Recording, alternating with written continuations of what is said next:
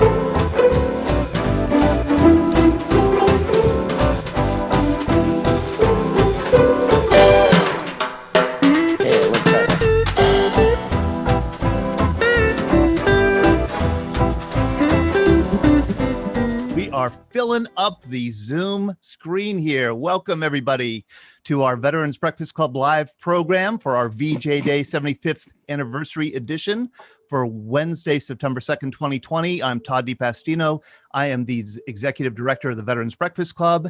And man, do we have a packed program tonight. We were just sitting in the green room with two Iwo Jima veterans and the son of the woman in the Times Square kiss photo, and Colonel Bill Costco, whose father took the color footage on the deck of the USS Missouri in Tokyo Bay. And I mean, just the green room conversation was fascinating. So we have a really big program. I know that people are still coming on to the Zoom side, so we're going to give a few more minutes before we start. But I do want to let you know we're having, Army Colonel Bill Costco. Hello, Bill. How are you? He'll be coming on talking about, again, his father, who is Commander George Costco.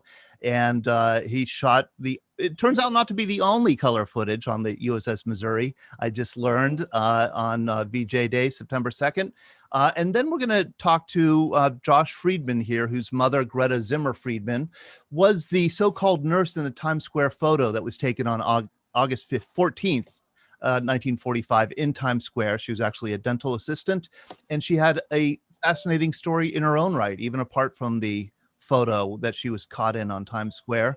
We have Warren Goss, who will be joining us. I surely hope he may have already entered the room. He landed on D-Day on Utah Beach and fought his way through Germany. I know that he has many, many stories and remembers VJ Day vividly. And we have Larry Kirby, who I just met a few minutes ago when he came into the green room. Larry lives in Danvers, Massachusetts, which used to be called Salem Village. And they changed the name because something bad happened in Salem in 1692. And Larry is, he's a Marine. He served in the 3rd Marine Division on battles of Bougainville and Guam and Iwo Jima. And he's here to share some of his stories with us tonight. And I also see that we have many other World War II veterans in the room here with us. It's just absolutely wonderful, including some who have not, this is the first time they're joining us. I saw that Tom Wiley is with us, for example. He was a B-17 pilot in the 15th Air Force in Italy. We have, of course, Julia Parsons, who was a Navy Wave, helped decode Enigma. I'm trying to see who else we have here. Oh, we have Roland Glenn, who's back with us. Hello, Roland. He served in the Army, a company commander on Okinawa. Good to see you all. Wow, is this absolutely just terrific. So we're going to get started. It seems like our Zoom room has really filled up. And we're going to get started. And because we always, well, first I'll introduce who's with us tonight. We have our usual crew with us tonight. We have Sean and Lauren and Ellie. Hello, guys. And we all happen to be in Pittsburgh this time. How are you all? Wonderful. Yeah, I think that's a first, right? All four of us in the same city. I think it is. How were your vacations? We had a 12-day break. We had 12 days without any Veterans Breakfast Club live programs.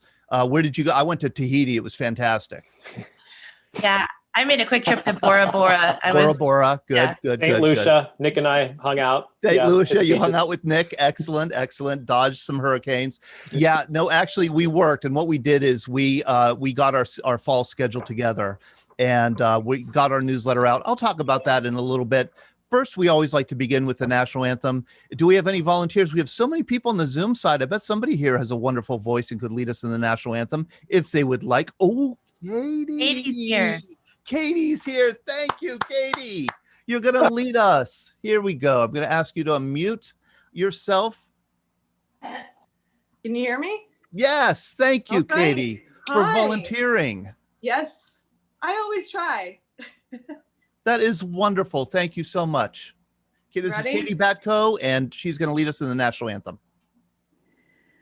Oh, say, can you see by the dawn's early light what so proudly we hailed at the twilight's last gleaming, whose broad stripes and bright stars through the perilous fight o'er the ramparts we watched were so gallantly streaming, and the rocket's red glare, the bombs bursting in, I'm on television. I'm going to close the door. gave proof through the night that our flag was still there. Oh, say does that star-spangled banner yet wave o'er the land of the free and the home of the brave? Wonderful. Yes. Thank Oh, you nailed it, Katie. Katie. I started a little bit high. Yes, that is always the danger with the national anthem. You start too high and you just can't recover. Katie You can't Batko, recover. You got to keep going. thank you for sharing your talent with us and also for being brave enough to do this here in a Zoom environment. Absolutely wonderful. Again, I thank want to welcome everybody. My name is Todd. I'm the director of the Veterans Breakfast Club. We are a nonprofit based in Pittsburgh, PA.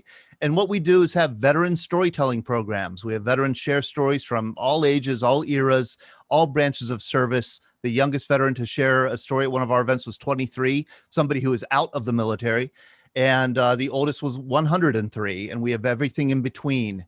In March, we had to take all our programming virtually, and we've done so far 60 virtual programs like this since the last week of March 2020, and we plan to continue on through December virtually until we get clearance to have face-to-face events again. So welcome. These are wonderful programs. And one of the wonderful things about having our programs virtually is we're able to have these wonderful guests from all over the country on. But once again, I want to introduce some of our staff members here. We have Lauren Del Ricci. She is our associate director and a Navy vet. Hello, Lauren. Hi, good evening, everybody. Thanks. Great job, Katie. And I think this is the most attendees we've ever had, Todd, since we began 60 events ago. Tonight. I wish every day were VJ Day. This is great. And, we mentioned that we hadn't had a program since August 21st. And what we've been doing is we spent that 12 days really getting our fall schedule together. And so we are sending out our newsletter. It's at the printer now. It will be in the mail. You should get them in your mailboxes next week. This is a 16-page full-color gloss, kind of a mini magazine. We have veteran stories in it. Roland Glenn's story is in it. And here we have Ellie is sharing it, sharing the screen. Thank you, Ellie, for sharing this. It's actually me, Todd. Lauren, I'm sorry. Yeah, I figured out how to work this. Very good. This will be getting in mailboxes next week. This has our full schedule through December. And as you can see, we have a lot of special events. And then it also has 3 veteran stories, including one from our new board member and Roland Glenn's wonderful story about his post-war experience. And so what I want to say is, if you don't get our newsletter in the mail, it's because we don't have your address.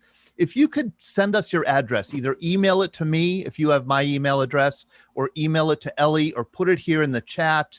Let us know how we could stay in touch with you so you could join our events again.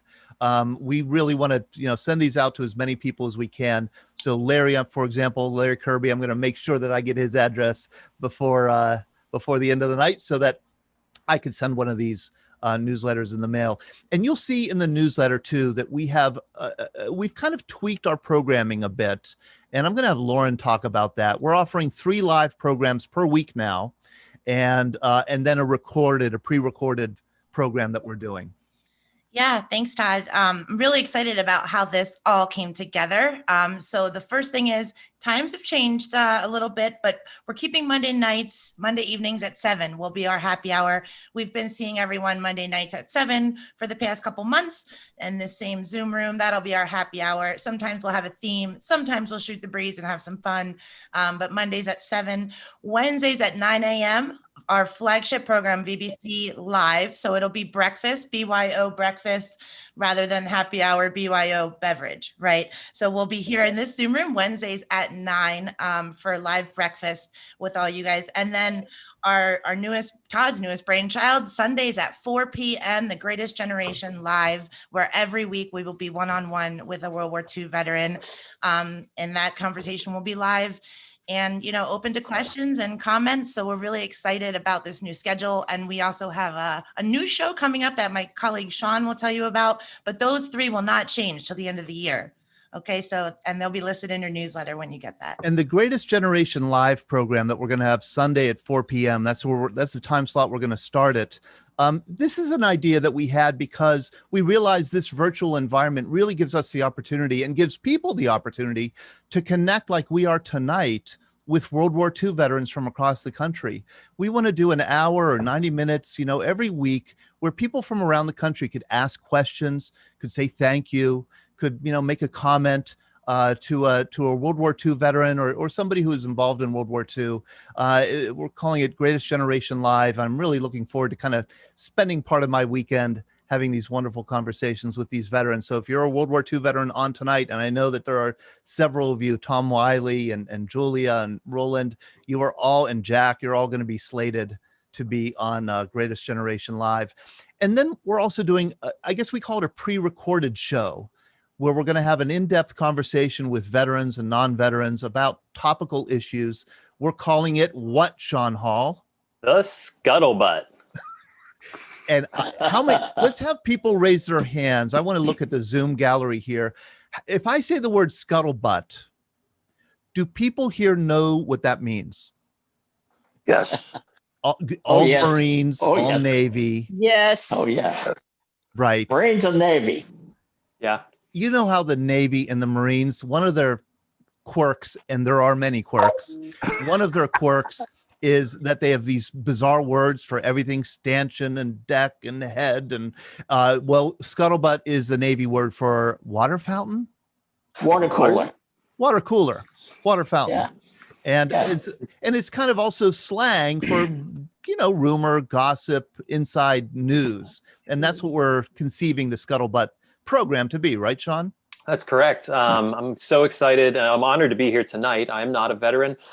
Came onto board with VBC a couple months back, and I'm super excited to host the Scuttlebutt. We'll be recording it on Fridays, releasing it both audio and a video on YouTube on Mondays. It's a way for us to sort of dive a little more into the more topical things going on in the military and sort of trying to figure out what that means to our civilian populace.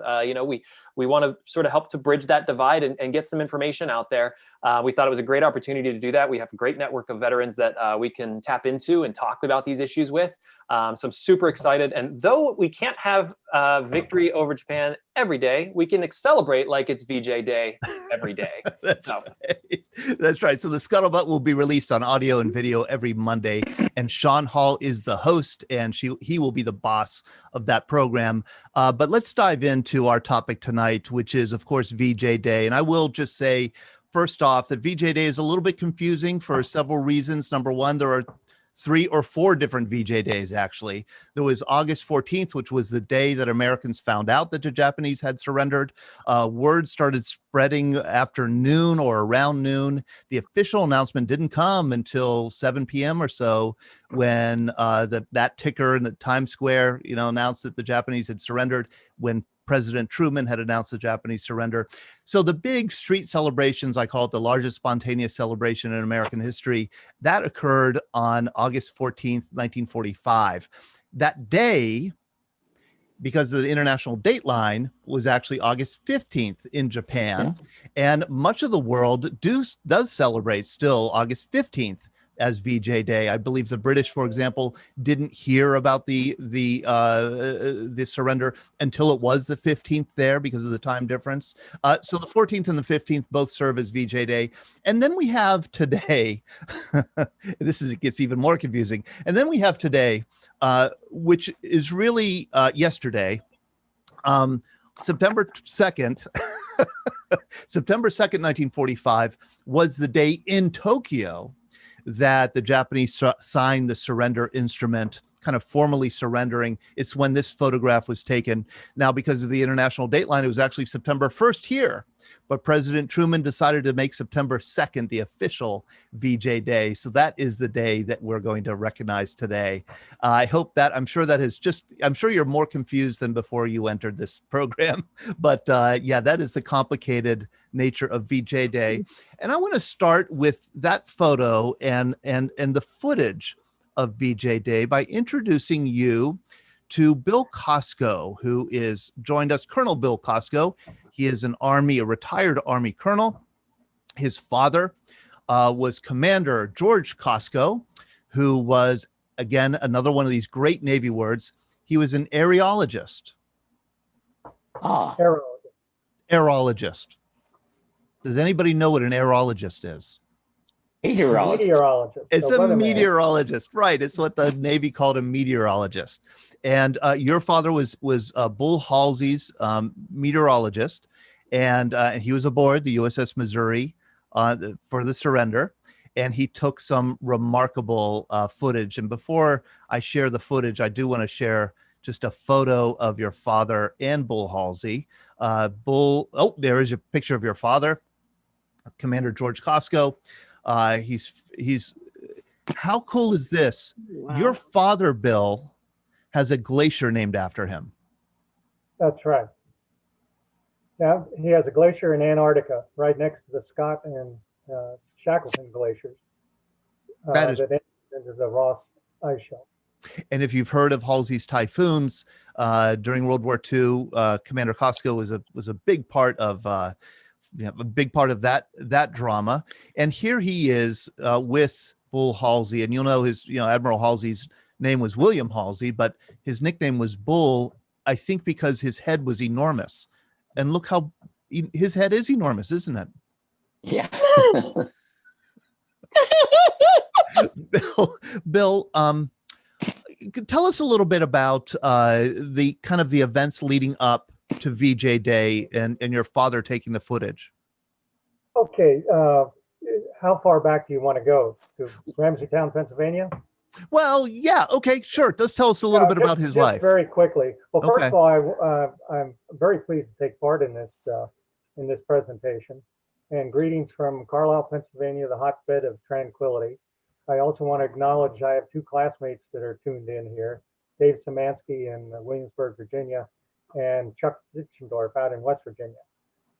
Having said that, I want to begin this by saying Dad was born in 1908 in a coal town in Western Pennsylvania. It was a town on skids. They moved to St. Mary's, where he went to high school. He was given an appointment to Annapolis that his older brother Charlie had worked out.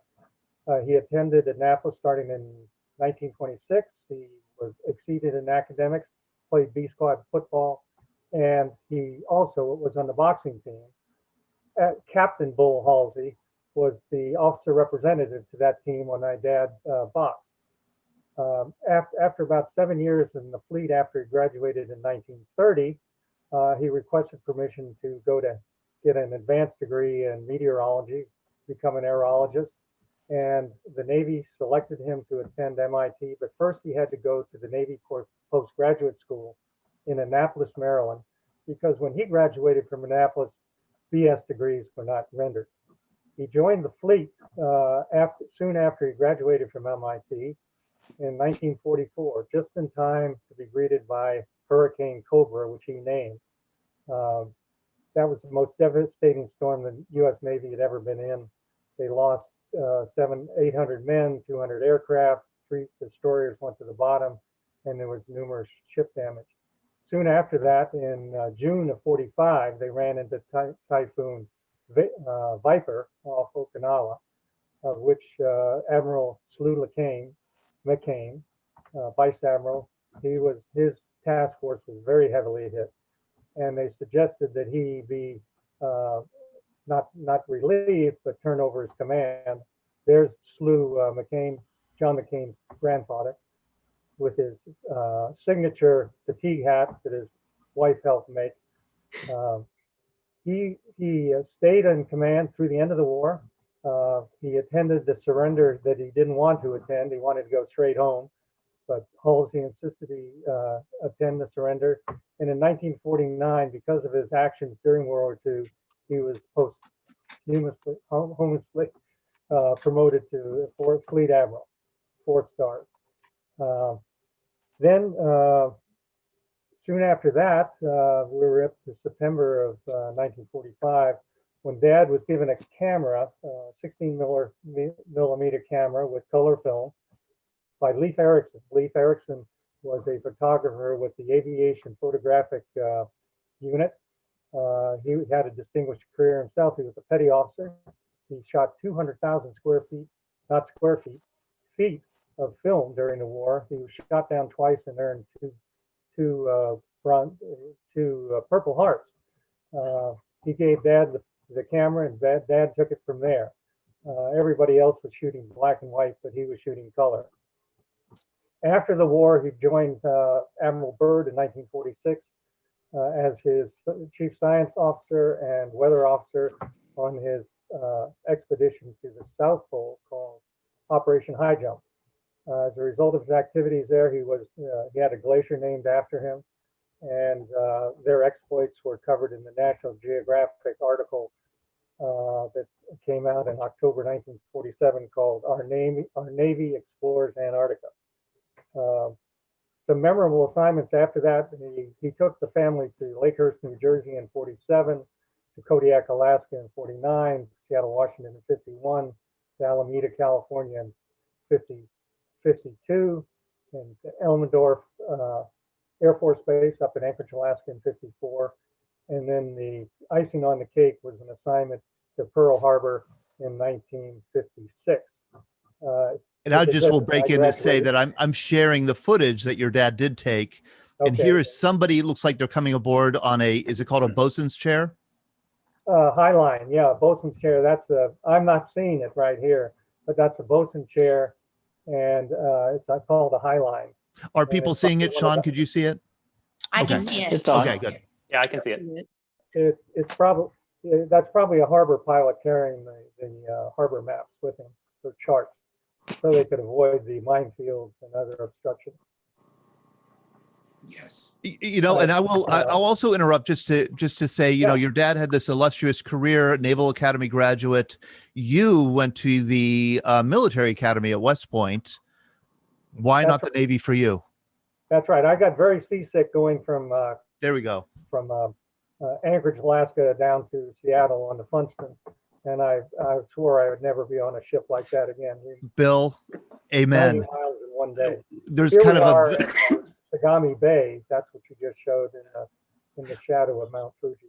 we have kind of a running joke here at the Veterans Breakfast Club. I get motion sickness. I'm obsessed with people in the Navy and seasickness. So I understand that completely. Look at this, everybody. This is footage that your father, George, took from the navigation deck on the That's USS Missouri. Wow. Did he ever talk about that day and this Well, he did, and he was in demand. I remember as a young child, it seemed like he was always off showing his surrender film or his high jump film to some club or class or scout troop or something. But yes, he spoke about it, and I was directly involved in seeing him talk before these various groups. Wow. And the camera actually was not his. You said it belonged to Leif Erikson, who was an actor that's It was belonged to the photographic unit. the photographic unit, right? Yeah, the Naval Aviation Photographic Unit. And that was camera on loan. I guess he took the film and had it developed when he got home, because I don't think they had any way of developing color film on board. At least that's what I was led to believe. Here you see the Navy band up there at the top of the picture. I went to the Navy band archivist in the Navy Yard, tried to find out what kind of music was played on that day so I could use it as a soundtrack, but he couldn't find it anywhere. I know the Star Spangled Banner was played at one point, but I'm not sure what the other music was associated with the formality. There you have barges and launches that brought the dignitaries and emissaries to the Missouri. Wow. They're all on the veranda deck there, kind of socializing. Wow. And so this was footage that really remained in your dad's personal possession for decades after the war, It did, correct? until he died in 1985. And then my sister gave it to the Naval Naval History and Heritage Command in the Navy Yard in Washington, D.C. And it was there in a cardboard box when I found it in 1992. They gave it to me because I told them I was interested in restoring it, and they didn't have the capability. So starting then, I checked. I actually checked it out somewhere around 2009 and started working on it with Brett's help. You know, just for everybody's edification, Leif Erikson was a stage name of this actor who was in the Naval Aviation Photographic Unit, and he continued to act after he was a television actor. He was married to Frances Farmer. He was married to a number of women. Yes, a number of women. Yeah, but some of you may remember him. He was a movie actor and then a TV actor. And I just put his Wikipedia entry just in case those of you are curious. I certainly was curious about him. On the waterfront and High Chaparral. Chaparral. Yeah.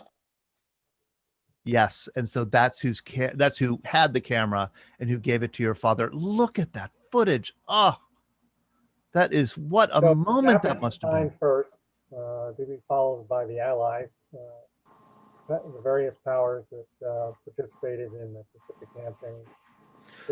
They're lined up right down in the bottom right of the picture here. What kind of shape was the film in when your father passed away and it was discovered in his closet? Well, it wasn't in very good shape because he must have shown it 500 times. So the sprocket holes were Brett could probably tell you because he took the film and tried to restore it. First thing they had to do is get it in shape to actually show it as a color film before they could restore it. Yeah, it was fairly damaged, and it took a lot of effort with the team we worked with to restore it and get the color right. But it's amazing. And here one thing I love about this scene is you'll notice the sun starting to come out as they get through the signatures. And by the end of the film, it's a sunny day. In the beginning, it's overcast and the colors are beautiful. But by the time they're done, the sun comes out. It looks just beautiful. It's just fantastic. And I'm always struck by the formality of this event. I mean, so hastily arranged, 2 weeks after the surrender, aboard in Tokyo Bay. They didn't go on shore. They kept it on essentially American soil. Really, really fascinating. Brett, how much work did it take to get this kind of, viewable for the public?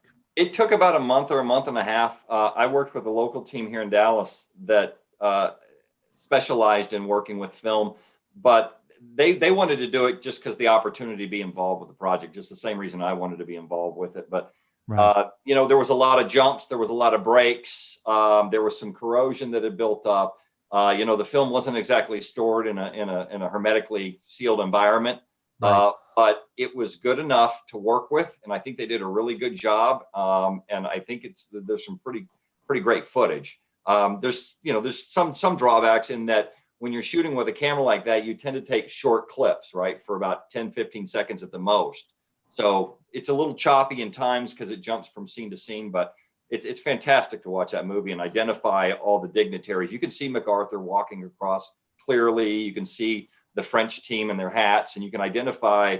It made me want to look up who was on deck and identify all the people. In fact, what I'm going to do is go back and scroll back to that scene on the deck, and just have us look at it again. And if you want to kind of talk through anything that you think that we should look at, you could go ahead. I know right after you said about the overcast and the sun coming out, you could absolutely see that right away when that weather changes. There was you're still pretty far away from the end, but you'll see at the end of the film, there's a lot of activity around the table in which the surrender was signed. They had found out that the Canadian representative, Colonel Cosgrave, had signed in the wrong place. He signed one line behind too low, and that forced the Air Vice Marshal Isett from New Zealand to sign, as he said, as a footnote. Some people have asked, what's all that activity going on around the table at the end of the ceremony? And that's what they were trying to sort that out. It's hard to imagine what the mood of the Japanese must have been on board. I mean, they had. Well, they were terrified. They had heard Wolsey boast that he was going to get the Emperor's white horse and drive it into Tokyo, and they weren't too sure if that kind of set the tone for what the occupation would be like. But after they heard MacArthur give his address before the surrender, their minds were put at ease, and they felt things would probably work out a lot better than they had anticipated. Yes, which of course it did. I mean, I think they felt that they were facing national extinction as a, Yeah. And there was a lot of activity that went on 2 weeks. They actually had 18 days before the surrender. They had to sort out, and one of the side stories is that the Japanese flew down to Ujima Island in two white painted Betty bombers with green crosses on the side to be further taken with Army Air Corps C-54s from Ujima down to I'm getting my words mixed up, not to malaria, but to Manila. Manila, right. Discuss the terms of the agreement and accept the terms and the special instructions they had to follow to allow the occupation to take place. That was on the 19th of August, and they went home on the 20th. And in fact, I'm going to show, let me show those pictures because you mentioned it, and it is an important detail. This is the announcement that came over the speaking tube on board ship of the Missouri. From the flag plot. That's Commander Jack Horner, who said, "The war is over, the Japanese have surrendered." And it was a word to that effect. The announcement interrupted a movie with Esther Williams, right? That's right. Romance by No more Esther Williams after that announcement. This is absolutely terrific. This is an artifact I've never seen before. This is the victory dinner on August 16th, the day after the Japanese surrender, on board the USS Missouri. This is for the commander of the Third Fleet, and it's an Admiral's Mess, and it's Manila cocktail, soup a la Hirohito, roast turkey with Nagasaki dressing, imperial potatoes with American gravy. Well, that was quite a victory dinner. That was on the 16th of August, the day after they had received word that the Japanese had surrendered. In the Admiral's Mess, they had this special dinner. They gave some speeches. But what my dad remembers is that they presented Admiral Halsey a duplicate of his Annapolis ring that he had previously lost. They were saving it to give it to him on the 30th of October, which was his birthday, but this seemed like a better occasion. And he was really taken and became very emotional when he received the duplicate of his class ring. Class And of I guess Halsey had said he had bragged that he was going to ride in on a white horse and get That's the right. surrender. And so this cartoon was done of that promise. This is the And then some group in the States sent him a saddle that was there for the surrender. It was in the admiral's compartment the day of the surrender. yeah, there was a lot of joking around about Halsey's horse, but these are the Bettys you're talking about. Could you Yes. explain these airplanes here? Yes, they're Japanese bombers painted white with green crosses. They were called the Green Cross Bettys of Ijima. They were escorted by two B-25Js from Ijima, from the 345th Bomb Group. And you'll see flying top cover over there are four P-38 Lightning. And they flew them from the mainland down to Ijima Island, which is in the archipelago of Okinawa, and then flown the final 1,000 miles to Manila in Army C-54s. And this is one of them that This plane, as it taxied in, turned around and blew sand over all those people off to the left there, much to their consternation. And I want to say these are Japanese bombers, and ordinarily they would have the rising sun on the tail and on the side, but they had to hastily be overpainted with green crosses so they wouldn't be shot down. That's right. You can see the meatball underneath the green cross there in the rear of the aircraft. Right. And this was to work out the surrender terms in Manila, and the surrender terms were pretty darn simple, but the arrangements for where the signing would be. Yeah. They didn't really work them out. They told them what they had to do, and they accepted it. Exactly. They accepted the unconditional surrender, and in the terms, as I reported, or the orders of the surrender, all the things they had to do to accommodate the landing of the U.S. forces that landed in the mainland starting on the 27th. This photograph was of interest to me, Bill. I know I'm interrupting you all the time here, but we've had many World War II veterans over the years who were there in Tokyo Bay around the time of the surrender.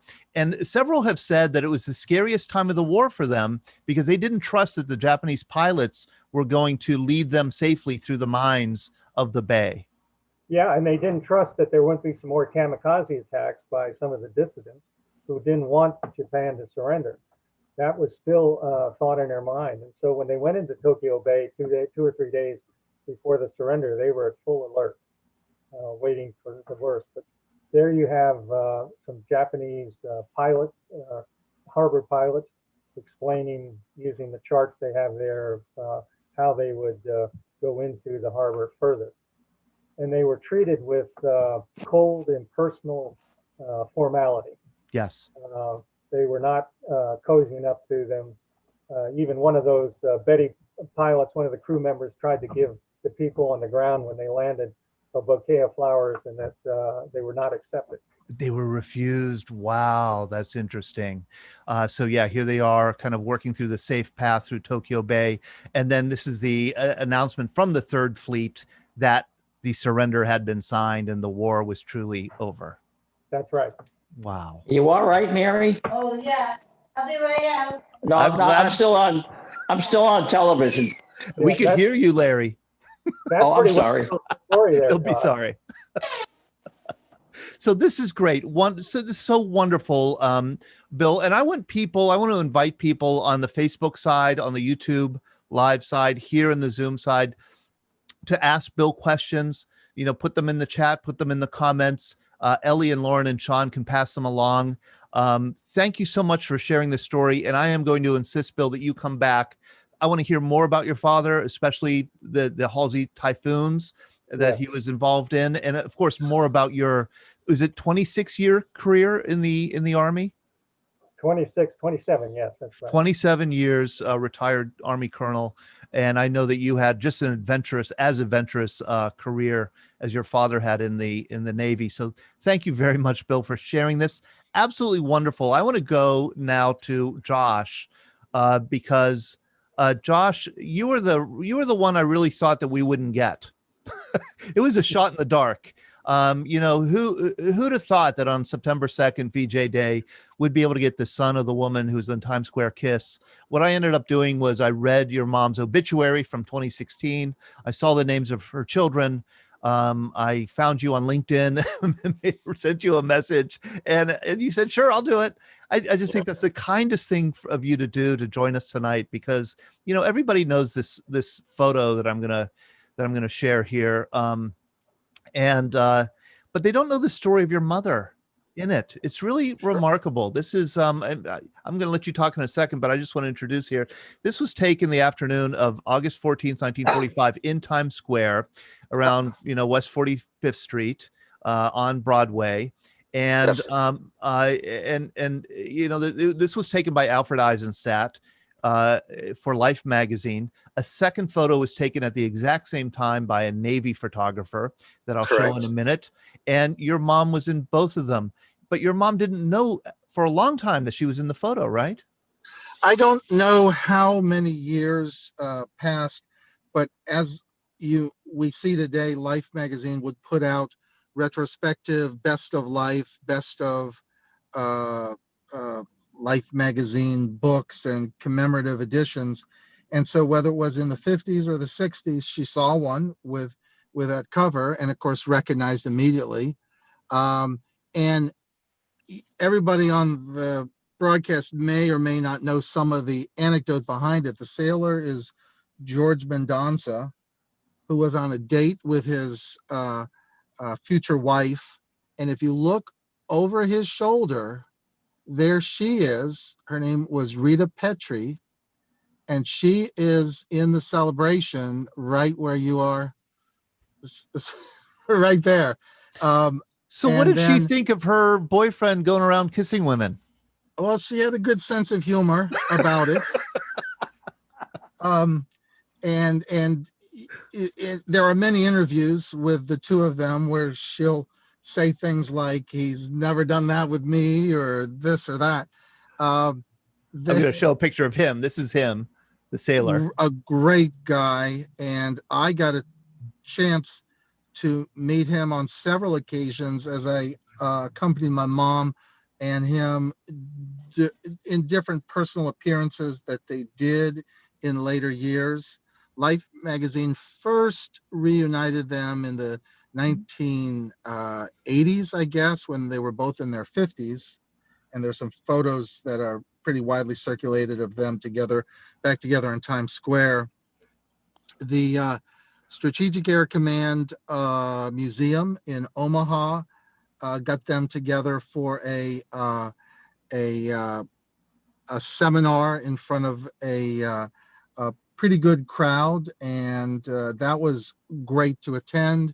And then out of the events, but surrounding the events, my mom and my dad got to know George and Rita socially. And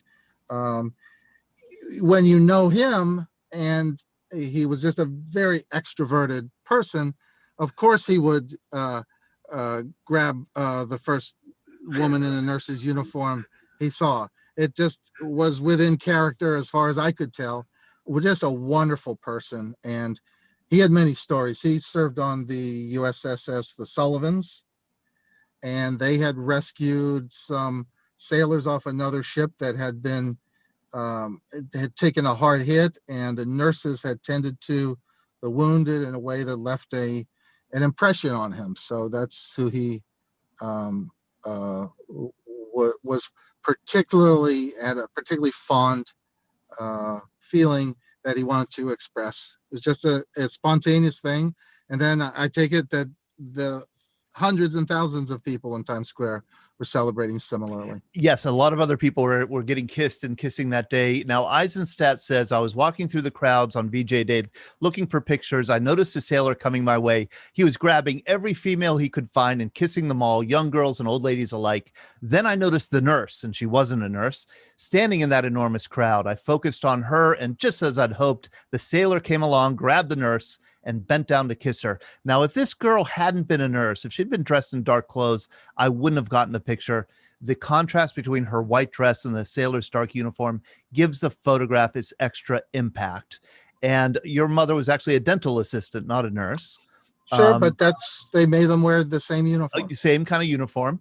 And here is on the right, the photo taken by Victor Jorgensen, who is a Navy photographer, also in the same unit as Leif Erikson, the actor, was, the Navy Aviation photographic unit. Same unit exactly. And it wasn't a big unit. I mean, I think it was just fewer than 100 people in the same unit, took this photograph at the same exact time, but from a different angle. The less interesting background to it. He doesn't get the full, your mom's feet don't get into it.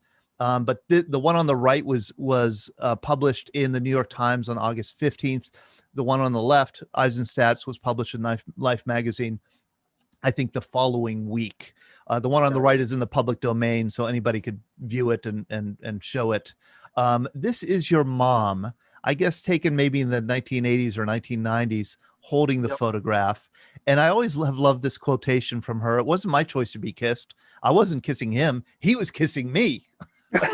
We call that today, Josh, a Me Too moment.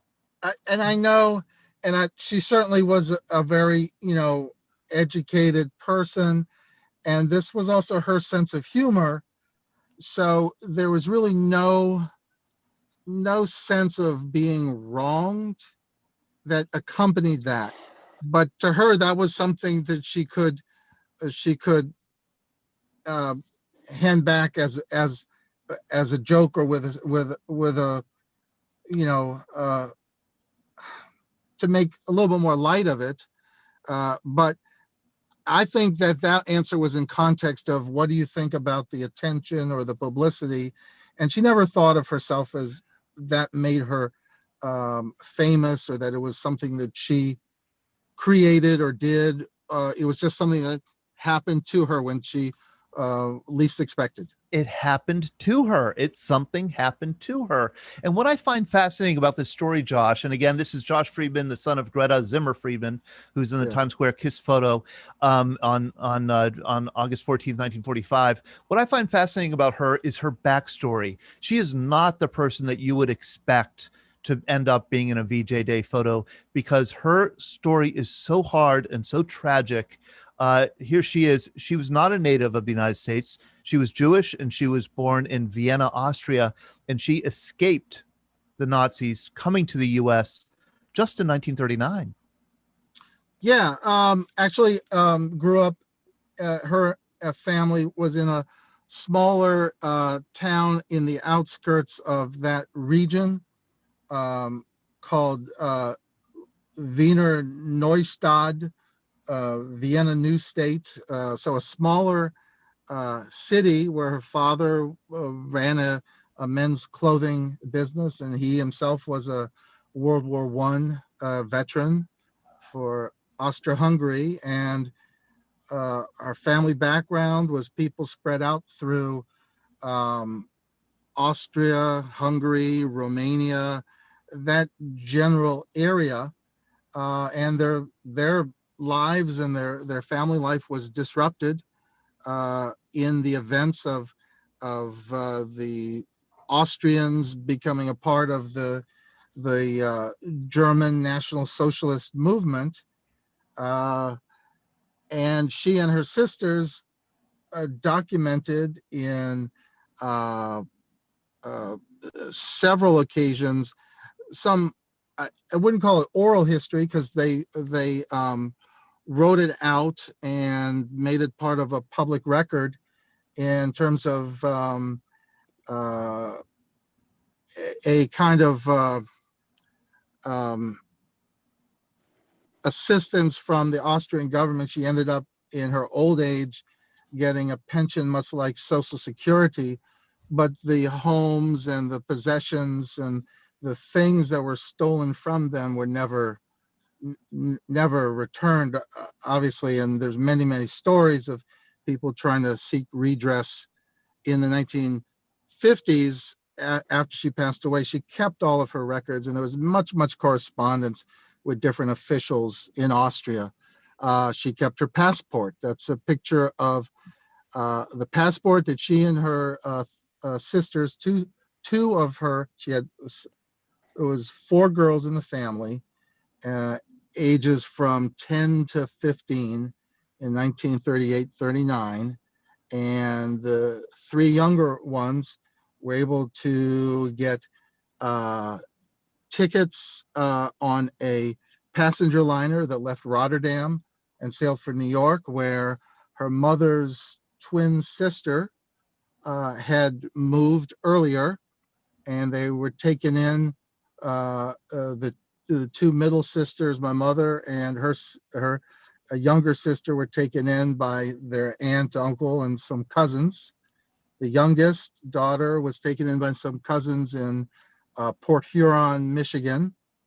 And the oldest sister went with a youth group to Palestine in 1938. And you can see, I'm sorry to interrupt, but it looks like your mother just barely escaped. I mean, this date down here, you can see Vienne is Vienna. You can see the Nazi swastika on the stamp here. Right. She leaves on August 15th, 1939. This Right. is, a little over 2 weeks before the start of the war, before, 81 years ago yesterday, Germany Sure. invaded Poland to begin World War II. If she had waited any longer, she wouldn't have gotten it out. And I don't know the exact sequence. About a year before this, 1938, a mob descended on their house. They threw them all in jail. They took the father away. They put the mother and the daughters in jail and let a mob ransack the house. They said, we're taking you to Vienna, where you can find, they had some family they could live with, aunts or uncles or cousins they could live with. And before they left, when they went to Vienna, at some point, my grandmother said to my mother, go home and see what you can find. And so imagine all of this going on, and you're 14 years old, and I don't know how you go, it's 35, 40 kilometers away from Vienna to Wiener Neustadt.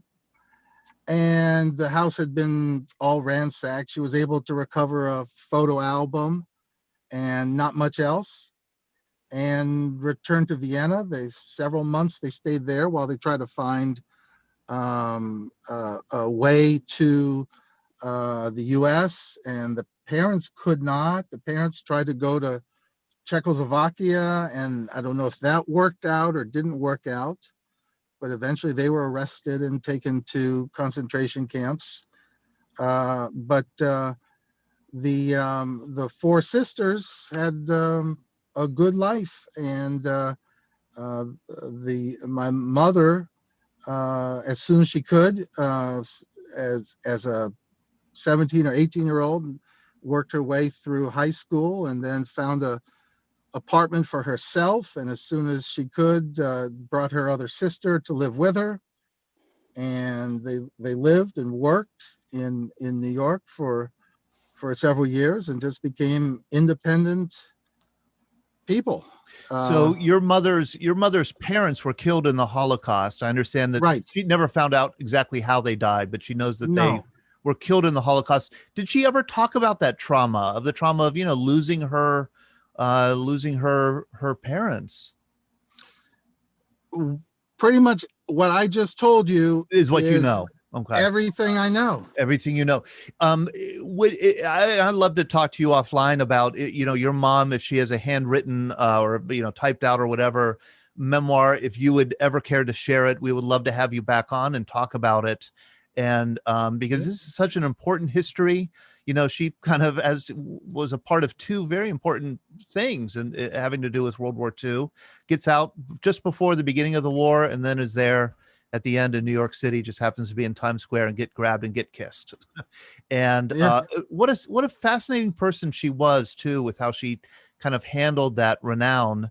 I know that she was a very talented artist, for example. I don't know if you inherited any of that. Not so much. The same way, my dad was very talented. I inherited nothing. So yeah, I'm with you on that.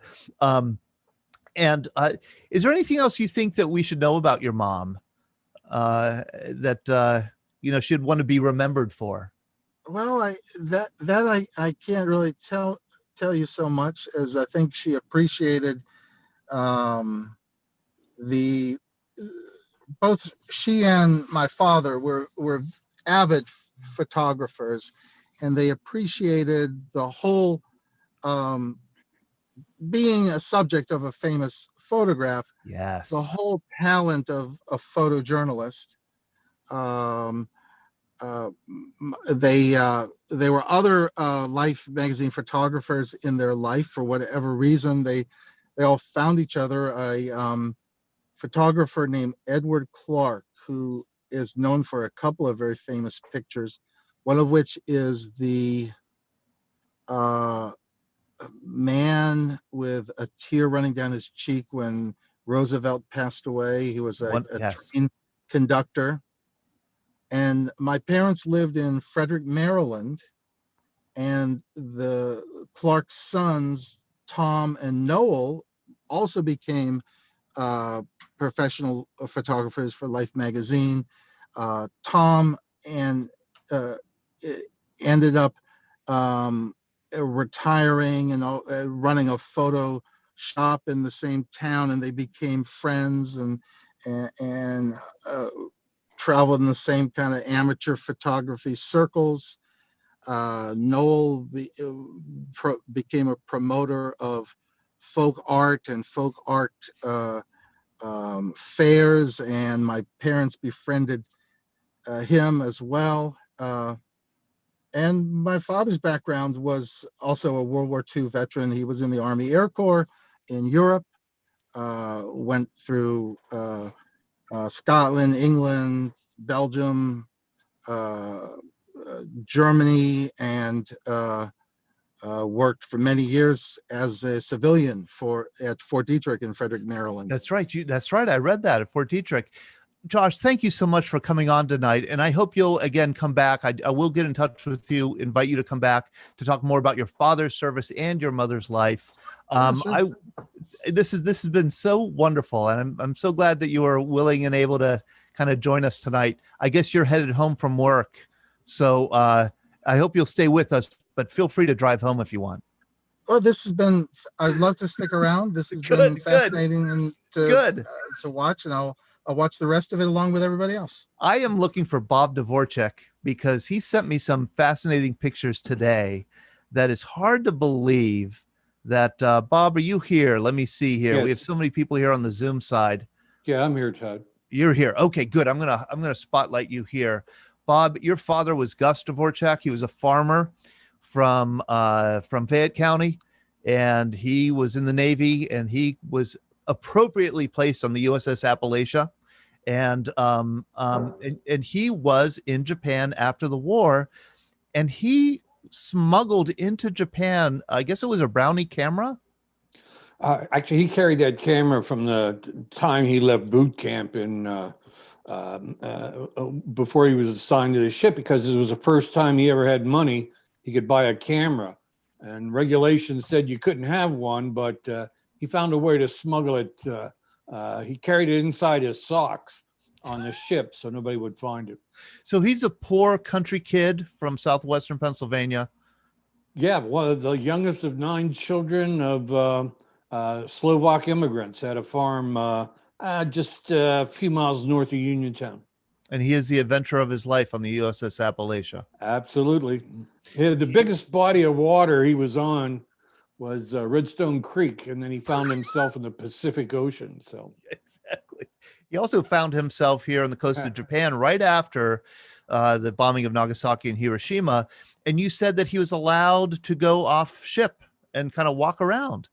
There was shore patrol. Yeah, the Appalachian was anchored in Hiroshima Bay, and they took shifts of sailors, get them off the ship, let them stretch their legs, maybe do some duty. But yeah, they were They were sent to walk among the atomic ashes of what used to be a city. And he was not allowed to take photographs, but he did anyhow. It was there weren't any regulations. I don't know who was going to arrest him or give him any kind of hell for it, because the war was over. So what were they going to do? Send him back to Japan? I can't imagine what his reaction to all this destruction must have been. Well, the immediate reaction was one single bomb dropped on this city and vaporized it, and nobody could believe what kind of bomb it was, or they had no idea. But to see this and walk around it was just, it's life changing, actually. Did he ever talk about it? Yeah, he would talk about it when my uncles would gather at my grandmother's house on Sunday afternoon, and usually after a beer or two, they'd be telling their stories. One of them was on one of the Halsey typhoons, but he would tell stories about this. Yeah, and it was always the same way. And he would, laugh at the same moments or get serious at the same moments. So he talked about it. Wow. Yeah. Can you imagine? You say, well, some of these were multi-story buildings. What happened to them? What happened to the men, women, and children that were there? And why did there's just the remnants of foundations left standing? And just amazing. Todd, yeah, may and I you ask a see question? the hills in the background where one of the reasons they picked Hiroshima was that the mountains would focus a blast on the city and do maximum damage. Sean, are you saying we have a question here? I have a question. Is they didn't have as much testing about radiation and whatnot. Did he ever talk about he stood there? Was he ever affected by that? Yeah, nobody told him about radiation at all. Nobody had any idea what radiation was. There was a Geiger counter on ship, and when they returned to ship, they would walk past the Geiger counter. They were under orders not to bring anything back. Don't collect any souvenirs or anything like that. But he did talk about it. Yeah, as they would walk past this machine, it would spike up and say, "What does that mean?" And say, "We don't know, but we're supposed to test you anyway." This is something. I tell you, Bob. He's talking. I mean, look at this picture of obviously a human skull on a on a branch. Impaled on a tree. Yep. This is documenting such an important moment in time, and your father did this. Yeah, absolutely. He was there, I guess, at the ultimate end of the ultimate war, and documented it in his camera, with his camera.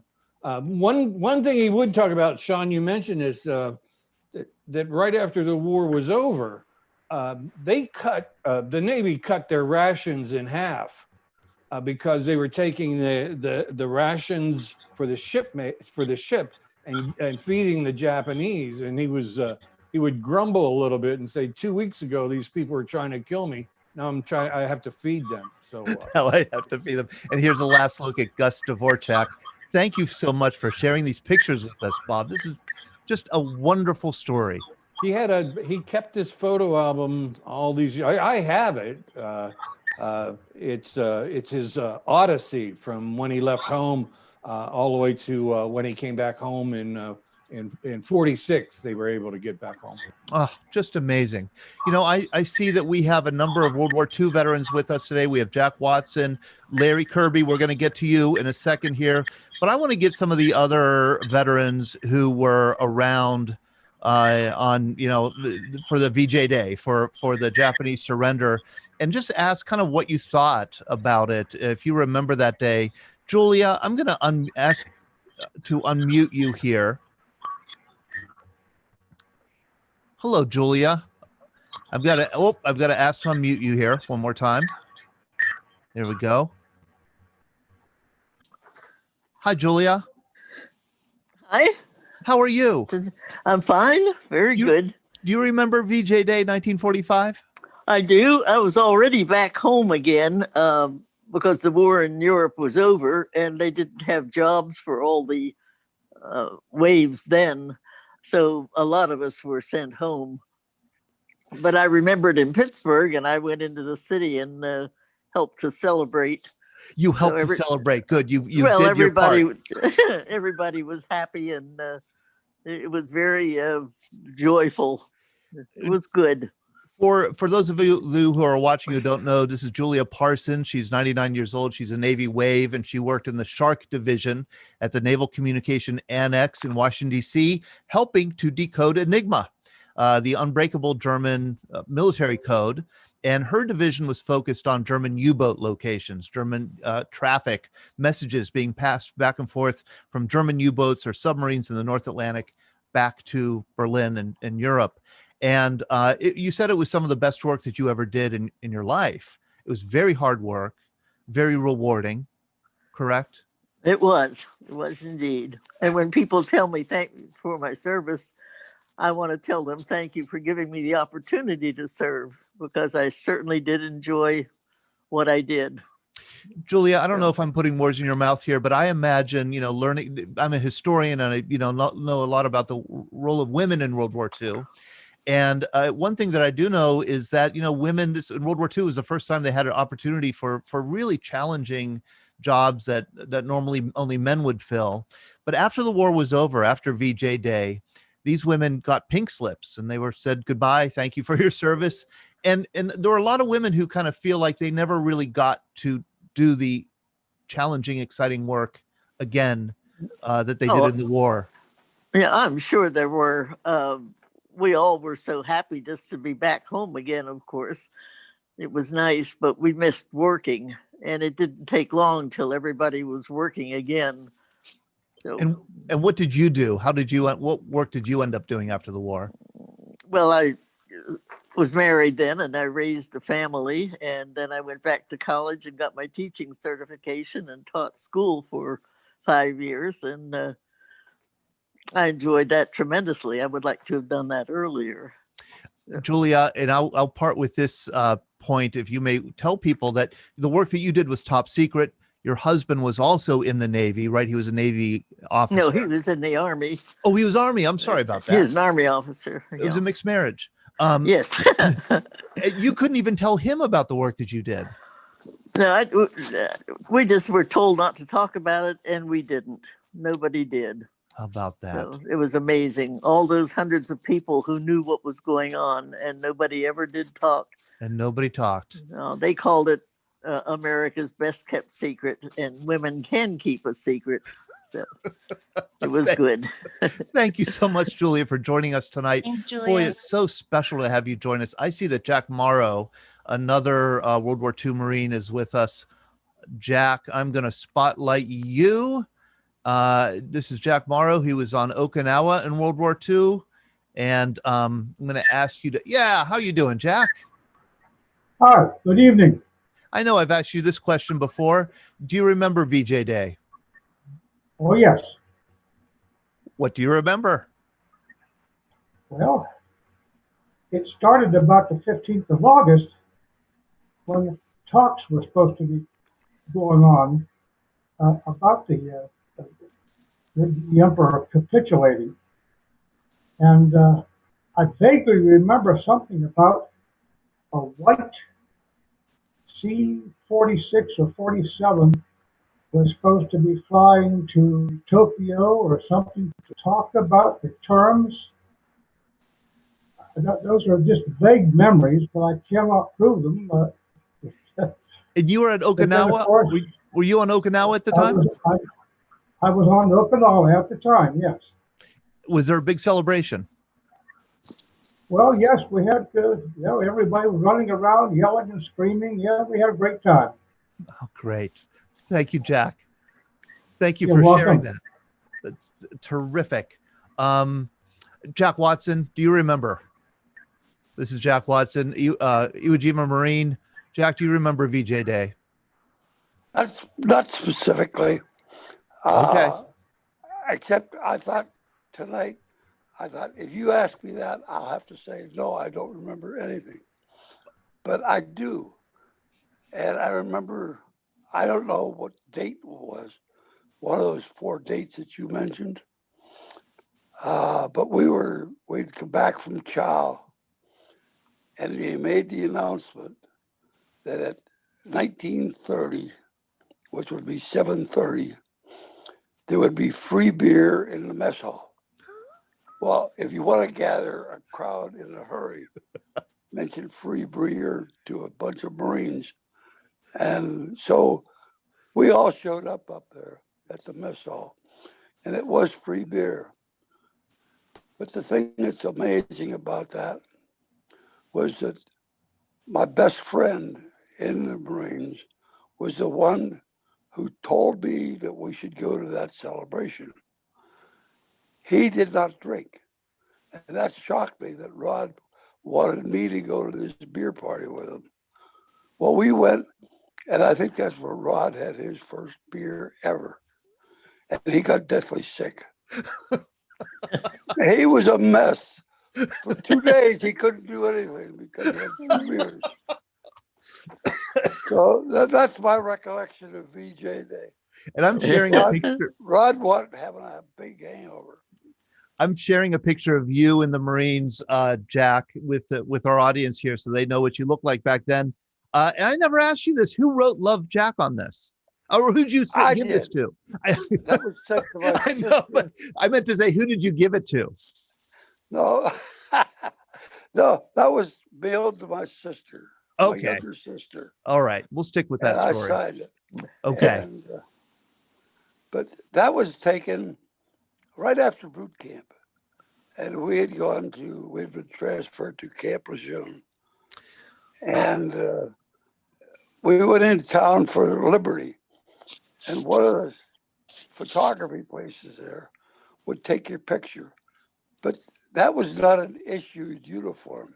That was a studio uniform that had no back to it, so it was one size fits all, and the same was true of the cap. So that looks good, but that was not a uniform. It was not your uniform. Yeah. I'm going to ask you. Maybe was smart enough to just cut it down the back, and then she could fit it on anybody, and she made a ton of money taking pictures. So that's where that picture came from. Some of the people watching right now have had the privilege, and what a privilege it is to hear you share your story, as difficult as it is to share about combat on Iwo Jima, all the training that you did. Can I ask you this question? And you just say I'll pass if you don't want to answer it. If you would look at this picture, that picture of you as a Marine, a young Marine, just from graduated boot camp, if you had to tell him anything, what would you tell him? Keep on smiling, I guess. Keep on smiling. Yeah, because there wasn't much to smile for about after that picture was taken. Oh my, Jack. It was all a lot of work. And a lot of work. My.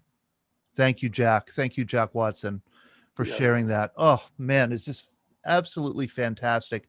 I know that we also have Tom Wiley here. Tom, I don't know if you want to share. Hi, Tom. I haven't seen you in a long time. Tom Wiley was a B-17 pilot in the 15th Air Force in Italy. Flew 50 missions, and then flew more missions. I believe it was a C-47, maybe. How are you, Tom? Okay, you're doing well. Let's see if we could unmute you. Okay, you're unmuted now. Oh, there we go. Tom, how are you? I'm excellent. Oh, it's excellent to see you and hear you. Do you remember when the war was over, when you got word that the war was over? Right now, I don't specifically remember the exact moment. But realizing the war was over and trying to figure out what do I do next. I remember one detail about your story, Tom, that I find interesting. You were, as I told everybody, a B-17 pilot. And after you had completed your 50 missions in Europe, you realized you were going to be sent back to the U.S. to start training on B-29s that were to be used in the Pacific. And you said the B-29s, like the two that dropped the atomic bombs on Hiroshima and Nagasaki, B-29s had a bad reputation for catching on fire. I had read some of the War Department engineering reports, and I really didn't like what I read. And so you elected not to go back and train on B-29s. Correct. What did you do instead? Ferry service. I think I'm trying to remember, Todd. you flew. I think you flew C-47s. Remained in Italy, flying ferry service. Yes. And that was all to just avoid those nasty B-29s and their fiery engines. Yes, and we would look back, and instead of flying to Bombay or something, there was a whole line of seats and people back there. That must have been a wonderful. We were flying people. Flying people. Oh, how wonderful. Tom, thank you for joining us. Thank you for joining us tonight and sharing that memory. You're welcome, Todd. Oh, how wonderful. This is terrific. I know Roland has shared his memory of VJ Day before. I want to make sure, let's I haven't seen Roland. I can't help myself. I have to spotlight Roland. I just have to hear it one more time. Roland, VJ Day, what do you remember? I want to say that I'm having an emotional reaction to what is being presented here tonight. The photographs of the signing of the surrender, was a photograph that I've seen in the past. But Josh, I want to say to you that I will never look at the picture of your mother being kissed in Times Square again without thinking of the history that you have given us tonight about her early life.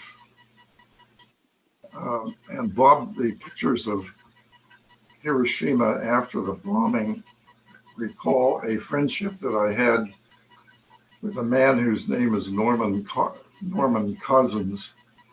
And he and his wife went to Japan and brought back to the United States 20 young women whose faces had been badly disfigured by the atomic blast, and they became known as the Hiroshima Maidens. And Norman had the financial resources to have surgery done on these young women to restore their faces. So all of this is like bringing up a kaleidoscope of memories for me of where I was and what was happening and what I observed and the feelings that I had. And it's powerful. The history is powerful. I'm just glad to be here and to hear the stories that you have told. So thanks a lot. For those who haven't had the privilege again of hearing Roland Glenn kind of share his story, he was a company commander, I Company, and in the Army in Okinawa, Battle of Okinawa, then was involved in the repatriation of Japanese soldiers from Korea back to Japan after the war, after the surrender. Roland is one of the all-time great storytellers. He's also the author of this book, The Hawk and the Dove. He kindly donated copies of this book. I've been sending them out left and right. I still have more copies left. If anybody would like a copy, I'd be happy to put it in the mail to you. It is a wonderfully, beautifully written book. It rivals Larry Kirby's book. I mean, the two of you could just have a fascinating conversation. Roland, thank you for joining us tonight. And I hope you look like you've been recovering from your surgery, huh? Yep, I'm better. Good. 96-year-old Roland Glenn joining us from Kittery, Maine. I do now want to go to Larry. Larry, you have been so patient. You've just sat there and waited all night. I'm going to ask you to unmute yourself if you can. Larry Kirby, while you're unmuting yourself, I'm going to try and introduce you. How can I say this? Larry Kirby is the author of a wonderful war memoir called Stories from the Pacific. He was a member of the 3rd Marine Division. He fought in the Battle of Bougainville, Battle of Guam, Iwo Jima. lived to tell about it. He has a funny accent because he's from originally from Brookline, Massachusetts, a suburb of Boston, actually a kind of a slum of Boston. Larry is a wonderful writer. He has written a lot of stuff you could find on the internet. I read one beautiful article that you wrote, I think, for Foreign Affairs magazine, Larry. Larry is the kind of person who, in his 90s, he's 96 now, you translated Virgil's Aeneid from the original Latin, just for the fun of it. You translated Xenophon, ancient Greek account, just for the fun of it. Thank you for joining us, Larry. And I also taught myself to write JavaScript just to keep the gray matter stirred up. I'm just so privileged. I want to thank Nick DeVoe at St. Lucia for connecting us. He's the one who connected me to you. I immediately ordered your book. You're a wonderful writer, but more than that, more than your skill as a writer, just like Roland does, and just like so many of our other vets, you bring this deeply personal, humane, humanistic perspective to your wartime experience. I want to share a photo of you in the Marine Corps and ask you to talk a little bit about it. Why did you join the Marines? First of all, I always like to ask Marines that question. Well, I was in high school in 1942. I was 17, and right after Pearl Harbor, that was in December of 41. I was a senior, ready to graduate the following summer. And it kind of became the obligation of every able-bodied kid to enlist to fight the enemy. It was no particular reason, but as soon as I graduated high school, it was in early May or middle May somewhere, I tried to join the Marines. I went in and enlisted, and I was 17. They passed me, but they said you'd have to, I had to take a document, a letter home, and have my parents sign it to allow me to go into the service. And they wouldn't sign, so I had to wait till I turned 18. I turned 18 on June 21st, 1942, and 2 days later, I boarded a train to go to Parris Island, South Carolina, to begin my life as a Marine. Tell me about. I'm sorry, I'm going to interrupt you, Larry, just because you ask questions, you'll keep me on track. Go ahead. Tell everybody what you thought as you lay in your bunk that first night at Parris Island. Oh, I remember I woke up. I got in the bunk and I said to nobody in particular, "Oh, sweet Jesus, what have I done to myself?" I made the worst mistake any human being could make. This place was horrible. I mean, I had just arrived on Parris Island. We came in by train from Port Royal, and we were taken to what they call the main base. It was the only civilized building on the bay on Parris Island where we had lunch. And it was very proper because we were served at tables, and the food was brought to us and put in the center of the table, family style. And I thought that was rather interesting. I said, maybe this place won't be so bad. Then when we were through with our being fed, we were taken outside and we were formed into a sort of a platoon formation, rows 3 or 4 deep.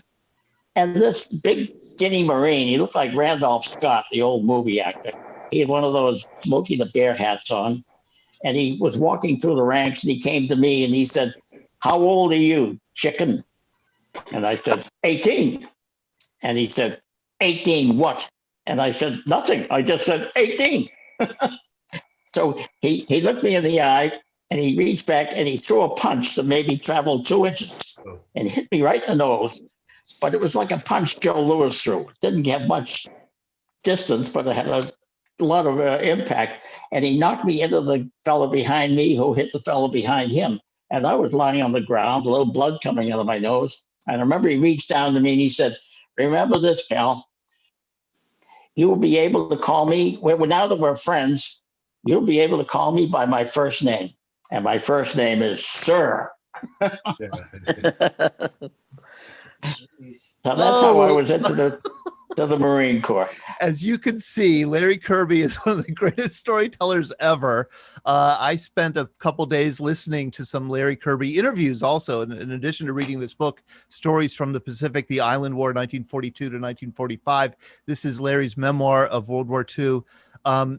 Larry is the kind of person who could make just talking about going to camouflage school, which is what you had to do as an infantry scout, fascinating. Just fascinating, your description of how camouflage actually works, and your description of electronics and the fact that you had to drive every vehicle in the Marine Corps, including a tank. You had to know how to do it.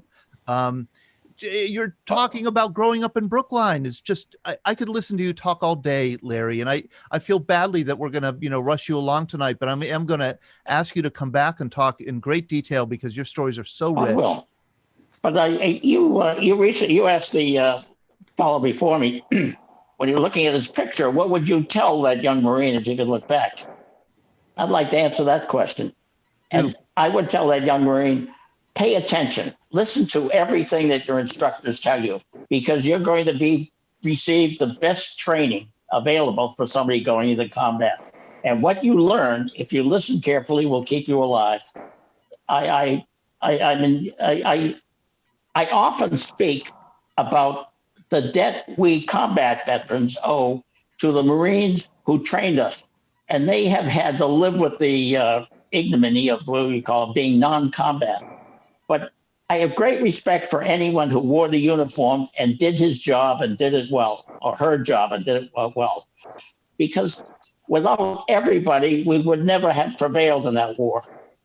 And as an example of that, part of my training down at Camp Lejeune in special weapons was firing machine guns. And one of them was the 30 caliber air-cooled Browning. And it's a simple machine gun. It's fed with a shell, bullets, and they go left to right. And we learned to fire them, we learned to clean them, we learned to set them up, we learned to put them on the tripod and so forth. And every time I fired that machine gun, I had to follow my tracers to get it back on the target. And there was a young fellow in the group. There were maybe 12 of us in this class. And there was one little kid that came from, I think, Omaha, Nebraska, somewhere out in the Midwest. And he just pulled the trigger and every round would go in the target. He was born to fire that weapon. And the instructor, who was a staff sergeant, I think, came over and he said, "You're the best student I've ever had in teaching to fire this weapon." And the kid said, "Well, when I get over to the Pacific, I'm going to raise some kind of hell with those Japs." And the sergeant said to him, "No, you're not. You're going to stay right here. You've just been promoted to corporal, and starting tomorrow, you will train people how to fire that weapon." Isn't that interesting? But he spent his entire military career, Camp Lejeune, teaching people to fire that Browning machine gun. And he probably saved 200 or 300 lives because he taught people how to do it properly. And he's as valuable to the Marine, our success in World War II. He contributed as much, if not more, than any other Marine. And I have great respect for those who did their job, did it willingly, and did it it's hard to say with attitude, but they did it willingly and hoping that we would learn from what they said. And I, for one, they kept me alive, I guess. Larry, you have a big story, and you seem to have a photographic memory. And I'm gonna push you ahead to one memory in particular I'd like you to share. And I know it's not an easy one to share. At least I don't imagine it is. And it's the story of this photograph that you have kept with you for 75 years. I don't have it anymore. I'll tell you about it.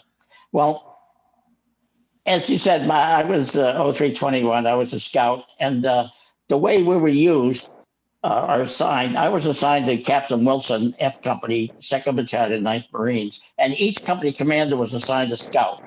And my job was to go out into the jungle in the morning or probe around, try to find where the enemy was, what direction they were going, whatever. Just gather information.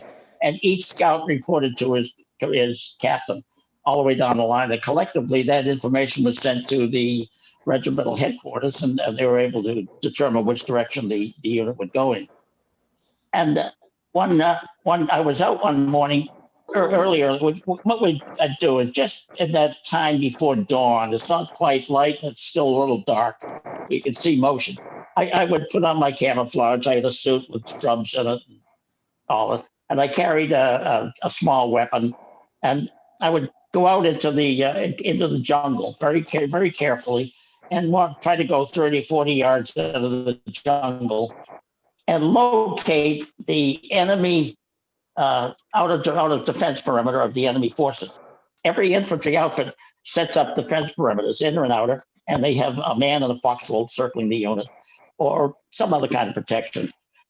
And my job was to locate those people and try to identify where they were from their placement of their defense perimeter. I could tell their size, whether it was a platoon or a company or battalion or larger. And I could also tell from the way they placed their men, the direction that they would go when they took off in the morning. And I would come back with that information. And one morning, this morning, I was out and I was poking my way through the jungle, and it's kind of tough going, but I could weed my way through. I'm a little guy, and I was able to keep below the level of all the growth. And I saw it looked like a spider string of spider web. It was something shining. There's no real light in the jungle because the leaves overhead grow into a canopy and they block the sunlight. But it's kind of like a bright shade under this. And I saw this flash of light, and I didn't know whether it was a very thin wire or a spider web. So I got very close to it, and it was a piece of wire. And I followed it. It was attached to a tree. And a tree over in the other area. And I disconnected the wire and moved on. And then I looked up, and there was a Japanese soldier who was scouting for his side. He was not in camouflage. He was in his regular uniform. And I looked up to him, and I had been down working on this wire, so I was hidden by the undergrowth. He didn't see me. And suddenly I stood up, and we're only about 15 to 20 feet apart. And I looked at him, and I could see he was frightened because he had an Arisaki rifle, and he held it like this as if to hide behind it, instinctively protect himself. And he was a young kid like me, 18 years old or so. And for an instant, I just wanted him to go away. I didn't know what to do. And then he looked at me. It seemed like a long time. It was only a couple of seconds when he raised his rifle to fire at me, and I dropped down into the cover. And I was there, and I was wondering, what should I do? Should I fire? Should I try to move? Should I go this way, that way? I didn't know what the heck to do. Then I heard a noise. It was a click. And the Japanese hand grenades are like ours. They're a little smaller and less serrated, and they don't have a pin. They have a plunger on the side. And when there's no place to plunge it, and if you're carrying a rifle in one hand, you hit it on your helmet to activate the grenade. And that was the click I heard. The click. And then the next thing I know, I heard the grenade land behind me. And I took off. I had a Thompson submachine gun. I took off. I fired maybe 3 or 4 rounds tops because the grenade exploded almost as soon as I started to move. It hit me in the back, knocked me forward in a heap, and I lost my weapon. I lost my helmet. I finally got up, and my back hurt like hell. I later on realized I had a piece of the grenade in my back. And I looked over and I saw the Japanese soldier, and he was sitting with his back against the tree. And I went over to him, and he was dead. I had caught him one of my rounds. It caught right in the body mass and killed him instantly. And he was young. He was only 18, 19 years old, and I felt terrible. It's a strange thing, but when you personally take the life of another human being, you change. So I didn't know what to do. And then before I could do anything, I passed out from the loss of blood. When I came to, our corpsman was giving me putting inject plasma in my arm. And I looked up and I saw the Japanese soldier. His body was pushed off to one side. I said to the corpsman, stand my friend up so his face isn't in the mud, and give me my weapon so I can protect him from anybody hurting him any further. I was a little groggy at the time. And he, of course, threw the weapon away. And I asked him to go through the boy's gear and get his photo. All Japanese soldiers carry a small 2x3 photograph that they use for identification, a payday, and whatever. And I took his photo and I put it between my helmet and helmet liner where it would be preserved. And then at the when the campaign was over, I took the photo and I put it in my wallet. And I had promised him quietly, when I was thinking alone, that I would carry his photo in my wallet for the rest of my life. And then when I died, I'd be buried with it. Not as a token of, not as a souvenir or a trophy, but rather to show my respect for him. He was a teenage kid like me. He loved his country. He was thousands of miles away from home and he died. So I kind of hope that he would have done the same if he had killed me. But so I carried that in my wallet, and about 15 or 16 years ago, I was contacted by a young lady who was a high school junior in nearby Needham, Massachusetts, through a friend, and she asked to interview me, and she was interviewing me for a history project at her high school. And in the course of that interview, I told her about the incident of shooting the Japanese boy, and told him I was carrying the picture of my wallet. That she wrote an essay that was received high marks at Needham High School, and the school put the essay online. It's still there, I think, I'm not sure. But then that was 15 years ago. 3 years ago, a fellow in Japan named Ariko Asai read the girl's essay online and was impressed that I, an American Marine, would carry the picture of a dead soldier in my wallet for all these years. So through an outfit called the Obod Society, he contacted me and asked me to help him identify the young man so they could honor him. So I said, all I have is the picture. We communicated by email. And he suggested that I tell him what Japanese inscriptions, make copies of the inscriptions on the back of the photograph. But unfortunately, when I got home, first of all, I wrapped the photograph in Scotch tape or cellophane tape. And it sat in my wallet with the tape on it for 72 or 73 years. And then the fellow in Japan asked me if I could possibly remove the tape and identify the young man. Because they had tried, he had insignia on his uniform, and they were able to find out he came from the Kwantung Imperial Command in Manchuria and went to Guam as a replacement or to help defend the island. And they could narrow it down. He was one of 5,000 soldiers, but they couldn't determine which one he was specifically. So I took my picture to an antiques restorer who had a studio with a bench and lights and a lot of little tools. And he very carefully cut the tape off the picture to try to remove it so that we can read what was back. But when he opened it, took the tape off, the picture just about disintegrated.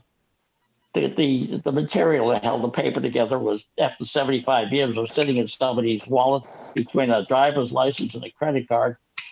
It just didn't work. The thing just collapsed. And he said, I knew that was going to happen, but I realized it was worth a try. And then he said something. He said, as a test, he said, take a page from a magazine or a page from a newspaper, put it in a closet shelf and close the door and come back in 75 years and see if you can pick it up. You can't, it'll just crumble. It has absolutely no substance. So I no longer have the picture because it's been destroyed, but I have a copy of it.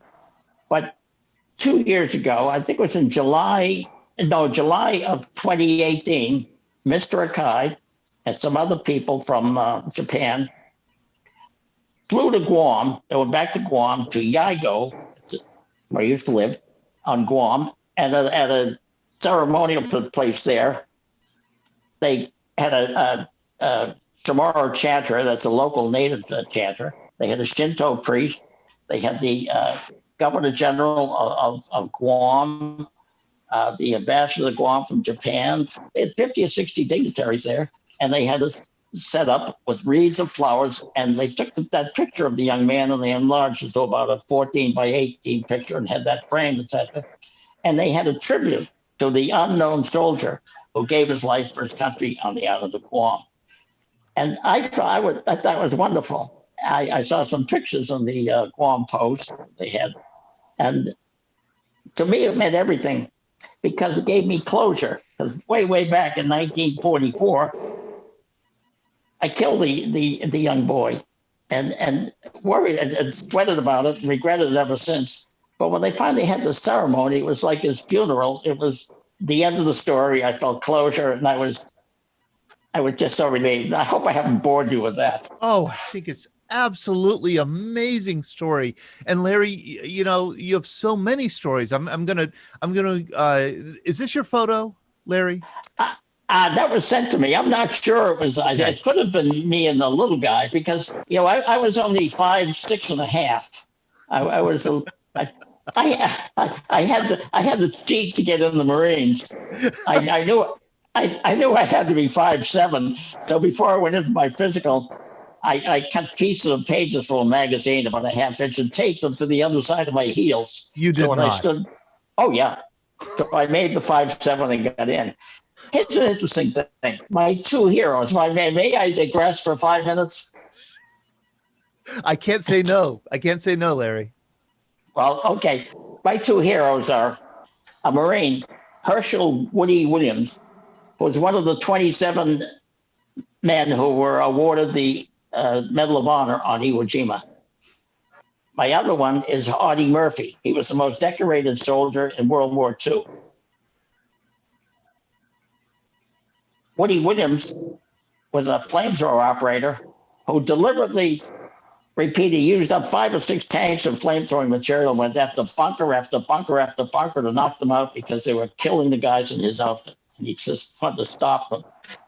Audie Murphy was just a kid in an infantry outfit, but he had showed such leadership and courage that he was given a field commission and placed in command of an entire company of soldiers in Europe. At the time that Woody got his medal, he was 19 years old. Audie Murphy was 19 years old. And when I was down in the islands, I was 19 years old. Unbelievable. And I was a quarter of an inch taller than both of them. So I often say, watch out for the little guys, the midget brigade. They can do a lot of damage. Larry, you have a wonderful story about Iwo Jima. Wonderful to hear, not wonderful to experience. And I want to ask you to come back to share some of that. It's kind of unspeakable, some of the stuff, some of the stories that I've read of what you went through and heard you talk about how when you left Iwo Jima, you had to say goodbye to, 20 friends of yours who were buried behind you at least, and how hard that was. I hope you'll come back on. I'm going to email you and hopefully get you back on to share more of your story. And again, I want to encourage people, if they can, to order his book, Stories from the Pacific. We're going to have Larry Kirby back on. Read some of the stuff that he has written on the web. It's absolutely fascinating. So Larry, I am going to cut you off just because we're 15 minutes over time. I knew that we were going to do this, but I want to be in touch with you to schedule you very soon again. Okay. I want to leave you with one last sentence, if I may. Got it. When I told my lovely wife, Mary, that I would be online at this event, and she said, "What is it called?" And I told her it was the VBC, and she looked at it and she said, 7 p.m. That's kind of late for breakfast. She's got a point. How long have you and Mary been married? 74 years. Oh my gosh. I got married in 1946. Wow. Long time. And I'm the happiest guy in town. Oh, Larry, what a privilege it is to spend this Monday evening, VJ Day, with you, Larry, with all our guests tonight, Josh and Bill and Brett. Thank you so much. Absolutely. A round of applause for all of you. Oh, my gosh. This is Julia. Thank you. Thank you so much. We're going to be back. We're starting on Monday night at 7 p.m. with the Veterans Breakfast Club happy hour. We're calling it, Larry. That's why, it won't be a breakfast, but it'll be a happy hour on Monday night, 7 p.m. We'll be back Monday night with our programs, and then back again the following Wednesday, and then the following Sunday with our Greatest Generation Live. So again, if you don't get our emails or if you don't get our mailings, please do let us know your address and your email. We'll make sure you get our schedule updates. And I see so many people here. Pete, Pedro, I know that I'd love to talk to you and have you talk about your family experience. I know your father's good to meet you. I know Bill has told me about you. Take care, everyone. Real quick, hi, it's Lauren. We're Hi, gonna Lauren. close like we like to close with the God Bless America. Katie's here with me at my house. She came over for a better connection. We're luckily best friends and neighbors. So Ellie's gonna share the flag, and we'll welcome back Katie Bacco. Thank you, Lauren. Okay, so long. So long, Larry. A punch out. God bless America, land that I love. Stand beside her and guide her through the night with the light from above. From the mountains to the prairies to the oceans white with foam.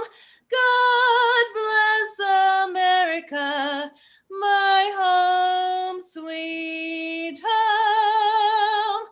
God bless America, my home. Ready? Sweet home. Woo! Thank you, Katie. Thank you. Thank you. Good night, everybody. Good Have a night. wonderful Good night. weekend. Thank you so much. Bye.